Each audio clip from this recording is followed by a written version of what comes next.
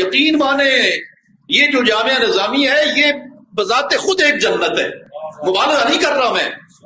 علم کی محفلیں حضور نے فرمایا جنت کے باغ ہیں۔ دوستوں آپ کو مبارک دے رہا ہوں میں، آپ جنت کے باغ میں رہ رہے ہیں۔ کبھی احساس کمتری میں مبتلا نہیں ہونا ہمیں کہ ہم چٹائیوں پر ساری زندگی ہماری گزر گئی۔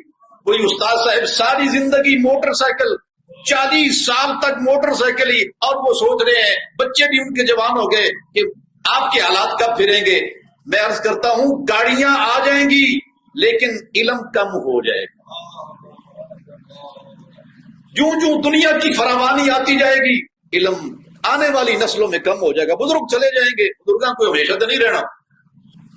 حدیث کا مفہوم یہ ہے دین غریبوں سے شروع ہوا غریبوں میں آ جائے گا۔